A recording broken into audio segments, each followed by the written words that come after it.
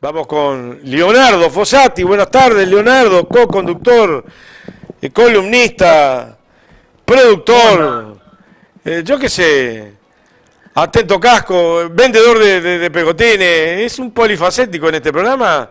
Se está ¿Cómo haciendo casi anda? indispensable. ¿Bien y vos? Bien, bien, bien. Por suerte, acá, con el pelito mojado. Sí, Como yo verán, también. Hoy de mañana me mojé el andaba, pelo. sí, andaba, me tuve que bañar porque salí y me agarró estaba bravo afuera. Ahí Sí, bien la tolera, pegó, sí. Ahí está bien complicado, tolera. la verdad. Hoy de mañana que yo tuve que ir al No, la italiano a cuestión es hacerme ahí que, un chequeo. sí. Dejé el auto no ¿Y sé cómo? dónde, porque como a 4 o 5 cuadras pues no se podía estacionar en ningún lado. Las 9 de la mañana. Cruzar Boulevard Artigas con un paraguas, no va a haber cosa más de tarao que estar agarrando eso, pero viene tarao. No hay manera que no te entre el agua. No hay manera, no hay manera. Aparte en el túnel de 8 tubos va por detrás así, ¡pa! Se volaba todo, en No, cualquier momento volaba el canario de Yorca. se te vuela la bata hoy, la verdad. Yo salí a hacer un mandado y, bravísimo. Bueno, como verán, estoy dando la vuelta, pero producto de que, claro, la alerta meteorológica suspendió el trabajo presencial. Por lo tanto, no estuve teletrabajando el día de hoy y no viajé. Por eso estoy acá también. Por eso el escenario es otro hoy, ¿no? Sí, sí, otra escenografía. Bueno, ¿qué ¿Cómo tenés para decís? contar? Te cuento que, por las dudas, por si te vas antes, sé que vas a estar un rato nada más. Viene a Sí. Gassi y después Buque. Y después está la entrevista central del día de hoy a Mateo Magnoni. Creo que salió bien y creo que logramos el objetivo o vamos a lograr el objetivo, de ver el tema derechos humanos o desaparecidos de otra manera. Verlo de otra manera. Y ¿Viste el videito que pasamos antes? no lo pude ver, estaba en la calle, estaba callejeando. No lo vi. Pasamos un videito de 4 minutos. Lo vamos a pasar al final si no da tiempo de vuelta. Bien. Me parece que lo que está bueno en la entrevista con Mateo Mañone es más allá de. Bueno, él va a contar seguramente, ¿no? Pero estamos en unos tiempos que es importante trabajar en el proceso de construcción de la memoria. Más que nunca, ¿no? Precisamente porque el embate este del fascismo que tenemos es muy complejo y entreteje distintas cosas, ¿no? Este, una es el avance sobre los derechos conquistados, otra es el incrementar y agudizar la brecha, y así podría seguir enumerando, ¿no? O construir la brecha, mejor dicho. Así podría seguir enumerando hasta llegar al tema que nos convoca quizá hoy, que es una forma de erosionar y de borrar el relato respecto a la dictadura y al proceso previo a la dictadura y a la dictadura y lo que tiene que ver con la represión sistemática contra los militantes, ¿no? De distintos sectores, distintos partidos, ¿no? Y la desaparición forzada, ¿no? Que hasta el día de hoy en nuestro país hay muchas familias que siguen sin saber dónde están sus familiares, ¿no? Esos Hay familiares que... que, perdona que hay que remarcar que ese es un trabajo de Mateo, porque no dijiste vos porque conocés quién es Mateo Magnoni. No, no, Mateo pero Magnoni es ya el iba, responsable. Ah, bueno, bueno. ya iba, ya iba. Bien, bien. Me mató la ansiedad. Este, no, no, está bien, está bien. Viniste con el viento. Sí, sí, que estoy medio Te trajo como chijete. alto Lo al que piso. decía era que hay una cuestión muy fuerte de este gobierno y el avance del fascismo que hay. Ayer Bleyer lo mencionaba, ¿no? Casi nazi, ¿no? Un fascismo casi nazi. De borrar y erosionar el relato. De hecho, no es casual que hayan decretado o hayan dicho que este mes va a ser el mes del soldado. Y pueden ver en las redes cómo anda circulando que pintaron ahí. El ejército mandó a pintar el cartel de la heroica en Paysandú, también en Salta. Pero acá no hay que ser ingenuo, porque no hablamos del ejército, hablamos de las cúpulas del ejército, ¿verdad? Que son los mismos que obviamente están en contra de la reforma de caja militar porque cobran sus onerosas jubilaciones. Los mismos que ordenaron torturar, ¿no? Y desaparecer y asesinar, los mismos que ordenaron los vuelos de la muerte, los mismos que ordenaron capturar a uruguayas y uruguayas en el extranjero que se habían exiliado, ¿no? Son cúpulas militares, no es el ejército. Y ahí hay que hacer una salvedad. Y en este gobierno está llevando adelante, mejor dicho, un proceso de exaltación, ¿no? De la figura del ejército, pero aparte de reconocimiento de esas cúpulas, ¿no? Vinculadas a la represión y al fascismo. ¿Por qué? Porque les da poder, porque les da una cuota de relato, ¿no? Porque les permite legitimar. Entonces, los trabajos de reivindicación de la memoria que se han llevado a cabo ya hace muchos años son muy importantes. Pues son muy importantes sacarlos un poco de los lugares, no los lugares comunes, pero sí de esta cuestión de que la marcha del silencio es... Allá está la tele, mirá. ¿La ves? ¿La ves? Ahí está, mirá. Sí, Mirando sí, para la afuera. ventana. Acá también. Que la marcha del silencio, ¿no? O luchar por la construcción de la memoria corresponde solamente a una parte de la sociedad. Una parte de la sociedad vinculada a la militancia o vinculada a tener parientes presos, torturados, detenidos, desaparecidos. Sino que el proceso de construcción de la memoria es un proceso de construcción de toda la sociedad en su conjunto y nos obliga a asistir a ese proceso. Por lo tanto, creo que la entrevista que vamos a ver hoy a uno de los realizadores, que es Mateo Mañone, ¿verdad? Junto, creo que con Aldo Garay es el otro. Aldo Garay ha trabajado también en otras series de trabajos vinculados a la recuperación de la memoria, como por ejemplo el documental El Círculo sobre la historia de Henry Hengler, que trabaja mucho con José Pedro Charlo, que han hecho varios documentales. Bueno, hicieron el de Conversaciones con Turianqui también. Que es de ellos, creo que también está Aldo Garay ahí, no quiero faltar la verdad, pero Charlo seguro. Mateo Mañón es uno de los realizadores de esta muestra que se llama Encontrarse con ellos, que intenta por lo menos construir una forma de relato respecto a la memoria que tiene que ver con acercarnos a esas personas, ¿verdad? Que hoy en día siguen desaparecidas. Entonces creo que me parecía importante en este contexto del mes de la memoria, independientemente de que tú hayas adherido al mes de la memoria con una foto ahí que vi que compartiste por las redes, que está bueno que lo compartan. Más allá de esa consigna también, poder difundir los contenidos que se están produciendo, ¿verdad? Como esta muestra que se llama Encontrarse con ellos, que son videos muy breves, ¿verdad? Que los pueden ver, después van a ver la entrevista. Así que bueno, me parece que la verdad que ha sido muy acertado y creo que para el final va a ser como otra que interesante y les invito a verlo. Yo la voy a ver por lo pronto porque no pude participar hoy de la entrevista. Estuvo Néstor Carlos. Ahora sí. La consiguió Leonardo, la posibilidad de hacerla en conjunto también, y luego bueno, por su trabajo, esta es una tarea militante, se le complicó participar en la entrevista. Bien. Pero bueno, más allá de eso, también quería comentar que el otro día me llegó una noticia, que capaz que yo no sé si vos la leíste, a mí me parece que no, pues yo estuve mirando los programas y me pareció que no la sentiste, pero no la mencionaste, perdón, no me pareció no sentirla. Yo a veces miro los programas con delay, Néstor Carlos, te lo confieso, porque a veces me pasa que llego a Y verlo son 2 horas de programa, es bravo todos los días tener tiempo, si está en plena actividad, mirar No, 2 horas de programa. hay veces que sí, otras veces que no. Ponele, yo cuando llegué miré toda la primera parte que me perdí, le pido la disculpa a la audiencia por haber llegado tarde, porque me di cuenta que llegué tarde, pero como media hora, fue pila, pero pude ver los videos, estuve mirando los videos que compartiste y lo que estuviste conversando previo a que yo llegara y posterior a la intervención de Blair y de Carlos Viera y del cierre. Así Remarcar bueno, que el programa está saliendo en vivo ahora. Pues la gente lo está mirando y no, en vivo. Si usted mira el reloj, perdón, si usted mira su reloj o mira su celu, mirá qué cheto que estoy, exactamente son 6 menos 20 o 17:42.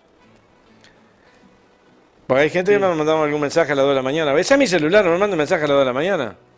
sí, a veces sí. Bueno, la cuestión es que me llegó en esto, viste que yo ando a veces repartiendo pegotines y yendo para acá y yendo para allá. de a poquito vamos como saldando las deudas que tengo pendientes. Yo tengo gente que les debo la visita y les debo llevarle los pegotines. Y tengo a uno que se atrevió el otro día de llamarme sabandija. ¿Me llamó? Ah, está hoy. Sí, ya sé que está hoy, por Está eso. todos los días, está todos los días, te está mirando. Sí, sí. Se atrevió a llamarme sabandija. Yo quiero decirle que yo tengo acá, no lo tengo a mano, pero ahora lo voy a ir a buscar. Los ticholos que me pidió. Los tengo acá.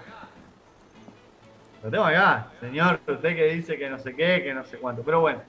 El otro día me llegó, estaba haciendo una de esas cuestiones, llevando pegotín y cosas, y uno de los televidentes me compartió la siguiente nota que te la voy a leer, Néstor Carlos, y vos me decís si estabas al tanto o no. Dice, denuncian casos de desmayos de liceales con hambre en el noroeste de Montevideo.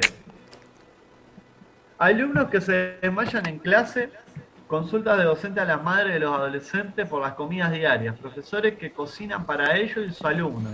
Son algunas de las situaciones que se repiten en varios liceos de la zona noroeste de la capital. Denuncian recortes en distintos programas de asistencia a los estudiantes más vulnerables. ¿Estabas al tanto de esto? Estaba para leerla del día de ayer, mirá, la tengo acá y no.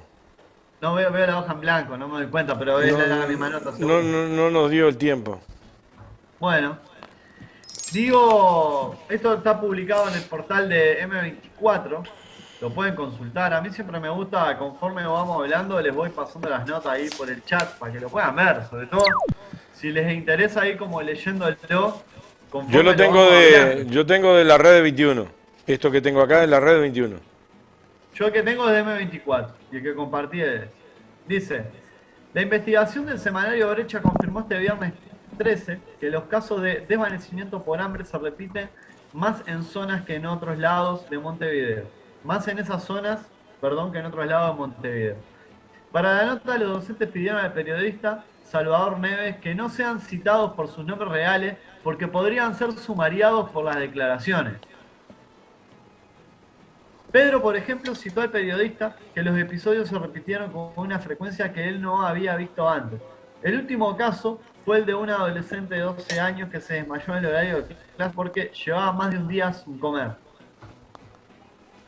María, adscrita de una institución cercana, como indica la crónica, subraya que los adolescentes tienen pudor por confesar el tema, que todos los días se descompone alguno, por desmayo, bajón de azúcar o presión arterial.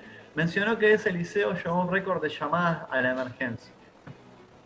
Pablo, docente de una escuela técnica, tal como indica la nota, del noroeste de Montevideo, se declaró ante la cronista como derrotado tras entregar una lista de alumnos que necesitaban almuerzo. Las escuelas que entregan almuerzos tienen un mecanismo para entregar bandejas, pero el trámite cambió. Horas antes conversó con la madre de un alumno que abandonó los estudios y se reinscribió. Le comentó que cocinaba algunas noches, no todas, añadió. Por este motivo, el docente de seudónimo Pablo elabora dos bandejas, un tupper para su propio almuerzo y otro para algún alumno sin las comidas diarias completas. La costumbre es habitual en el cuerpo docente de esa escuela técnica. La crónica también realiza un raconto de los programas alimenticios y proyectos dirigidos a la población vulnerable que fueron modificados. Por ejemplo, los liceos tramitaban con las escuelas más cercanas el acceso a viandas para los alumnos con mayores problemas de acceso a los alimentos. La cifra llegó a los 7.000 alumnos, recordó el ex consejero de primaria Héctor Florit en un debate por Twitter en respuesta a un comentario del ministro de Educación y Cultura, Pablo da Silveira, quien afirmó que los programas de alimentación escolar despilfarraron recursos. Pablo da Silveira era aquel que la esposa, ¿te acordás?, lavaba plata en Paraguay, que es ministro de Educación y Cultura. ¿Te acordás de él? Sí, creo que Tenía fue una defendida, chamuza. la señora fue defendida por Gonzalo Fernández. Sí, en un claro error.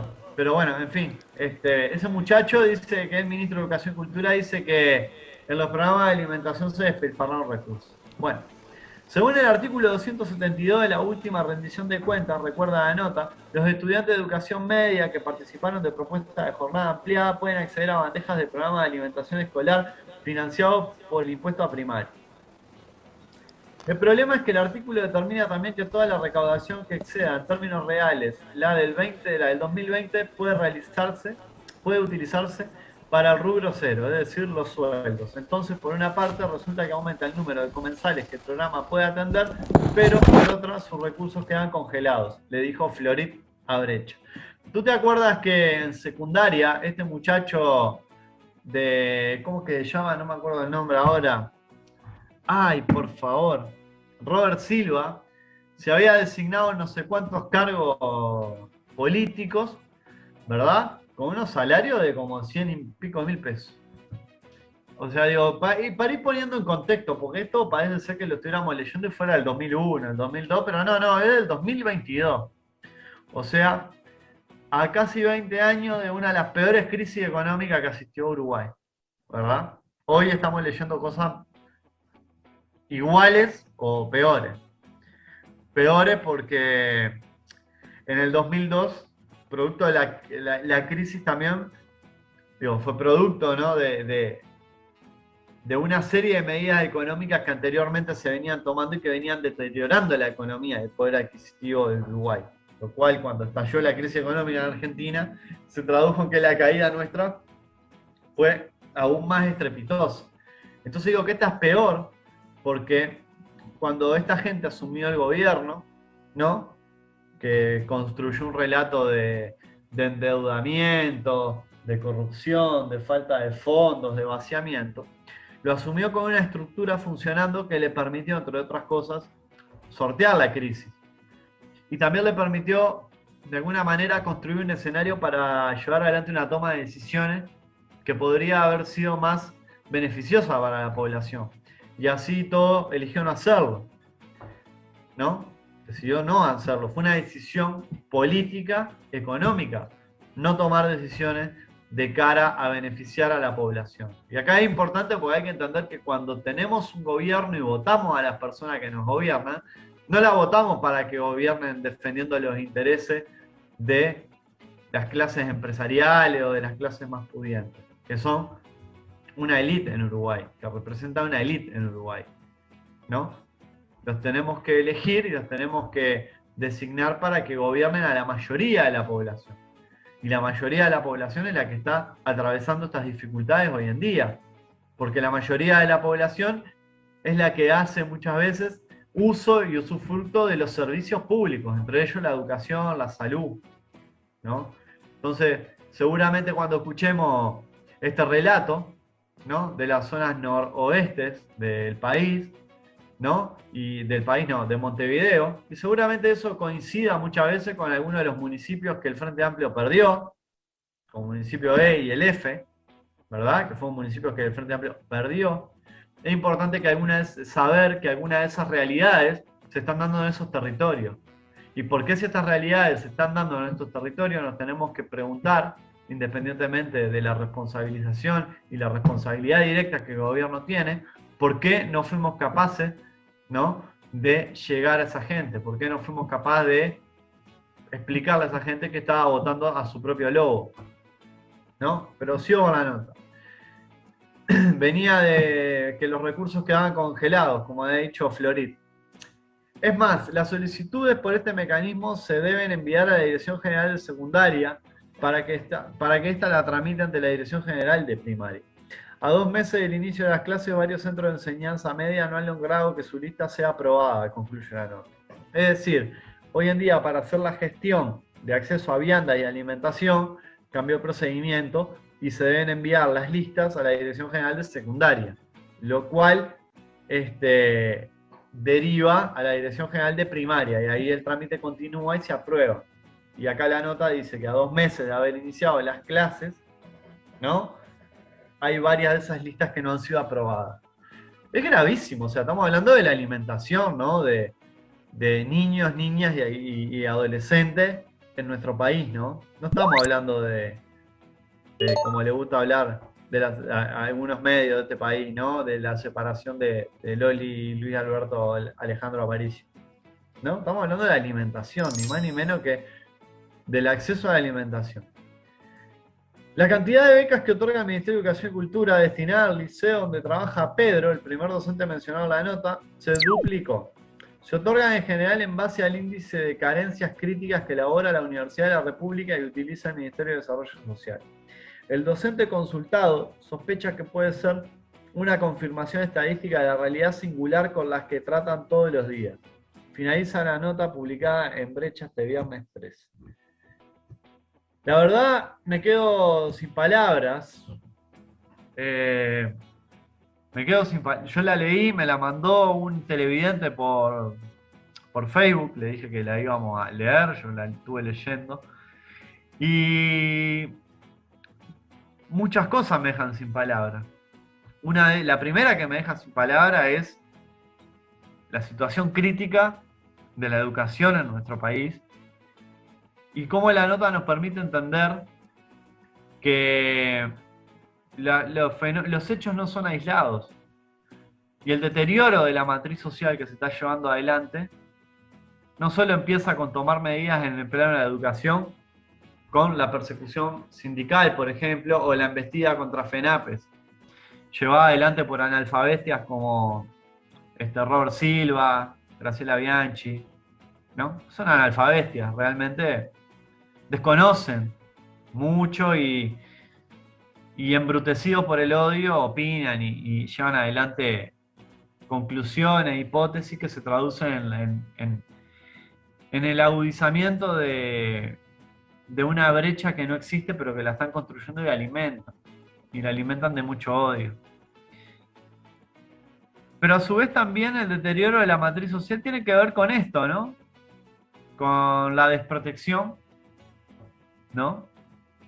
Ni más ni menos que en materia de alimentación, pero de todo el resto de los derechos. De ni más ni menos quienes van a ser el futuro del país, ¿no? Lo cual es una gran contradicción por un lado, ¿no? Porque muchas veces se ensalza el discurso de que tenemos que ampliar la base demográfica del país y generalmente sabemos que los sectores que tienen mayores tasas de reproducción son los sectores más vulnerables y precisamente en este país es a los que más se castigan. Las capas medias son las que menos se reproducen, ¿no? Eso no lo digo yo, se puede ver en cualquier trabajo y estudio demográfico sobre las tasas de reproducción de nuestra sociedad. Y sin embargo, es a los sectores que más castigamos, ¿verdad? Sectores que ya eran desfavorecidos y que actualmente están siendo aún más desfavorecidos. Eso por un lado. Por el otro me parece muy triste la gestión de la miseria que lleva adelante este gobierno. Y que no admite ni siquiera humor ni risa, porque no es gracioso hacer comentarios o sacar conclusiones a la ligera respecto a la alimentación de los pibes y las pibas que van a un centro educativo. La verdad que es muy triste. Es triste que hoy en este Uruguay pase esto, ¿no?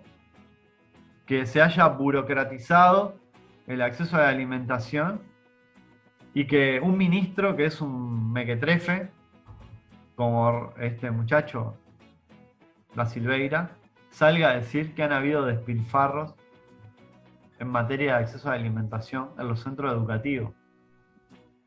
Un tipo que hasta hace 2 minutos nadie sabía quién era. Un tipo cuyos familiares, parientes más próximos han estado en la justicia por lavado activo y por negocios fraudulentos y bueno, y vaya a saber qué otras tantas cosas más. Esa persona saca conclusiones a la ligera y la instrumentaliza a través de un sujeto que es este muchacho, ¿no? Parte es este muchacho, Robert, que ha demostrado ser uno de los más grandes traidores contra su propia sociedad, ¿no?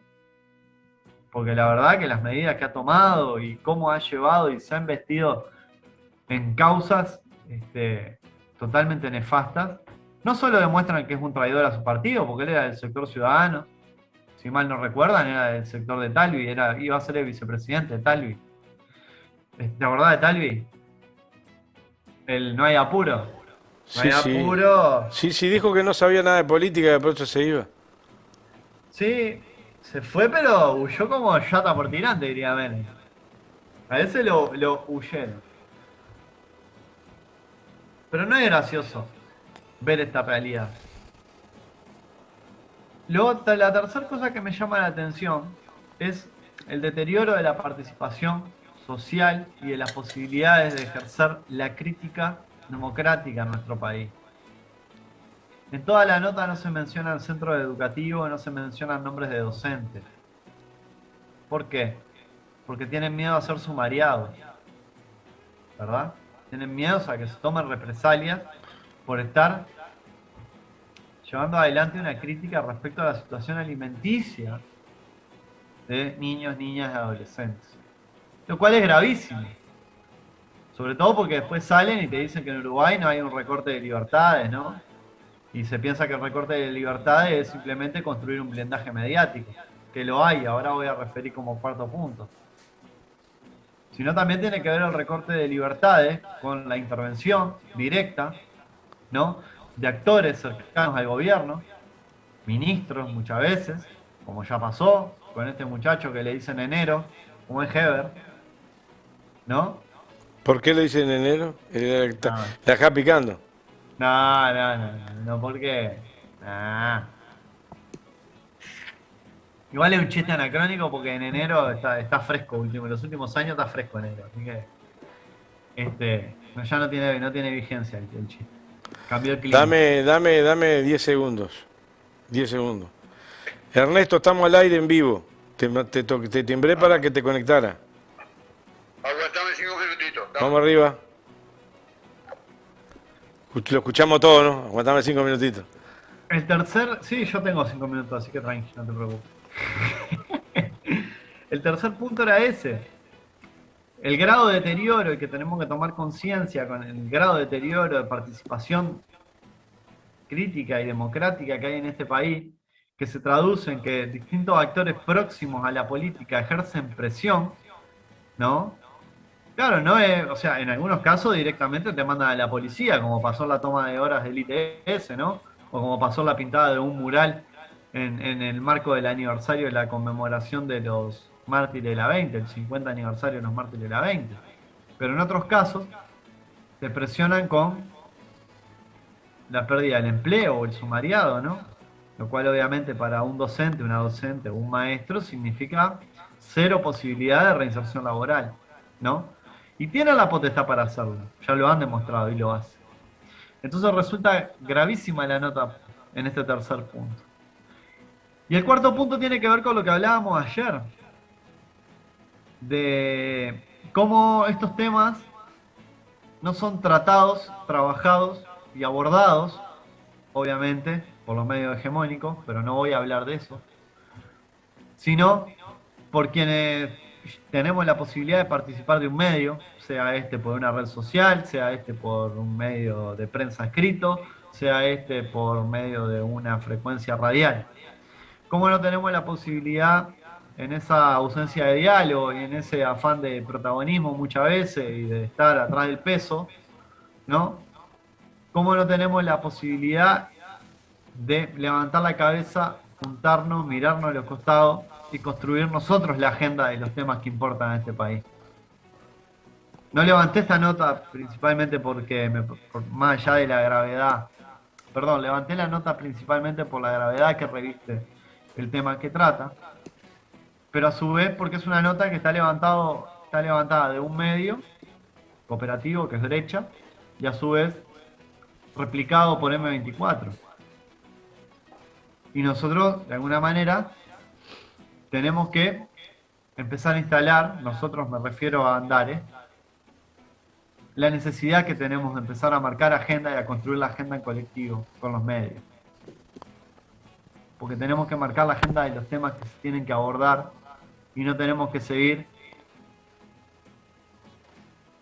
recibiendo agenda de otros lugares para ver si de todo eso el día de mañana podemos lograr algún acuerdo jugoso que nos permita llevarnos algún pesito y posicionarnos.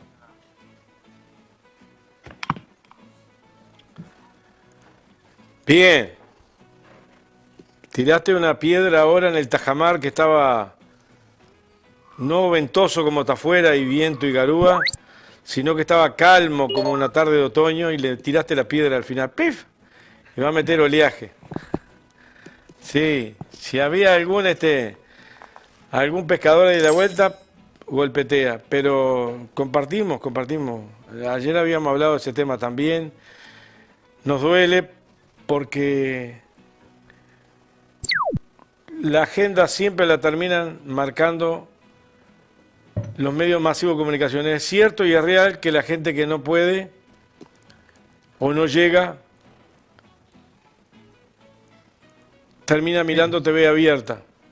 Pero también es cierto que hay mucha gente que puede usar su celular o su compu y a veces Andares no llega y Andares a veces es reprimido en algunos lugares, increíblemente increíble. Increíblemente increíble. Me han comentado compañeros que lo han hecho algunos planteamientos. Che, bueno, ve Andares, mirá la columna de Leo, mirá la columna de Juancito Pérez, de Blair o de quien fuere. No el programa en sí mismo, a veces las columnas. Y hay algunos chiporroteos por ahí.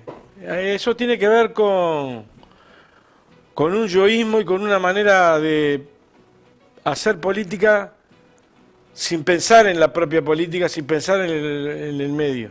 Hacer política partidaria por hacer. A veces es doloroso, pero tampoco me calienta a mí.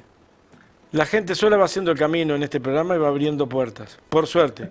Es política, yo creo que muchas veces, ya le dije ayer y voy a cierro el tema por acá porque lo que me interesa de qué es otra cosa, pero es política barata.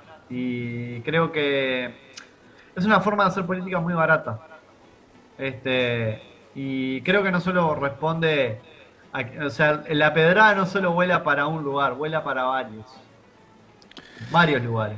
Porque tiene que ver Sí, también con el grado de integración y el grado de poder construir agenda que actores y actoras políticas pueden generar, ¿no? Con un poco más de disposición y participación en determinados lugares. Y con eso cierro. construir agenda no es ni más ni menos que poner en la mesa de los vecinos qué es lo importante discutir y qué es lo que no importa discutir, o lo que es subyacente, que no es tan importante.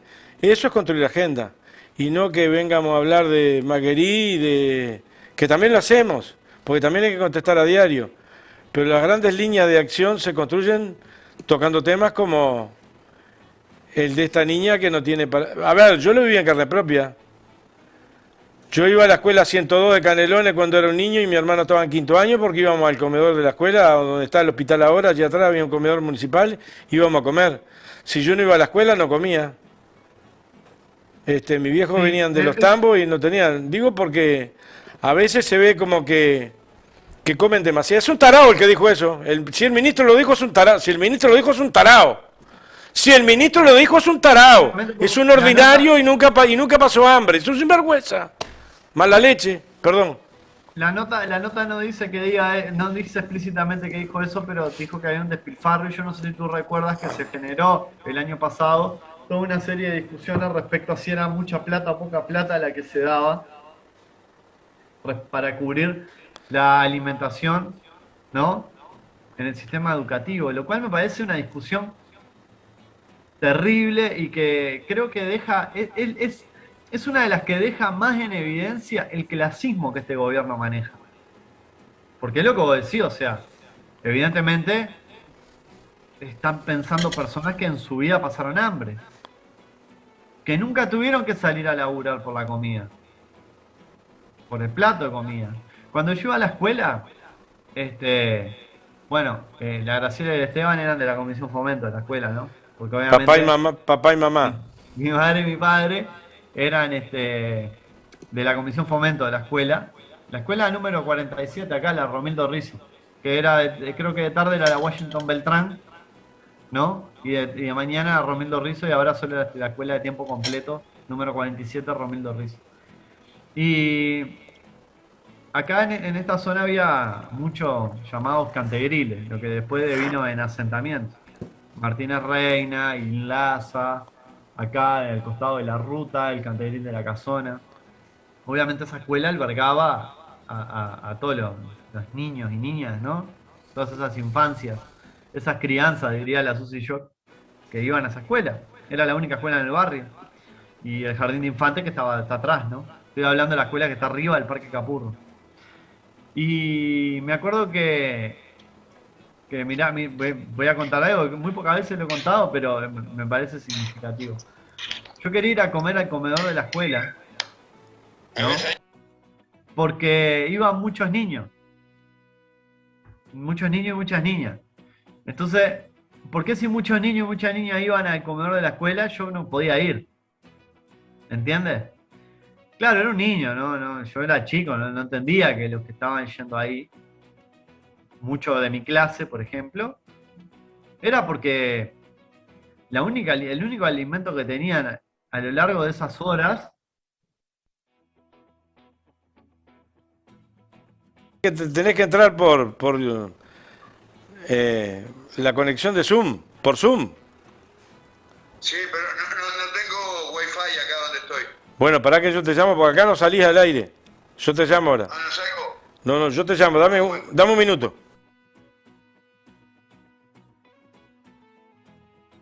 Dale, Pará un poquito. dale, Un minutito. dale. Está haciendo las pruebas el veterano.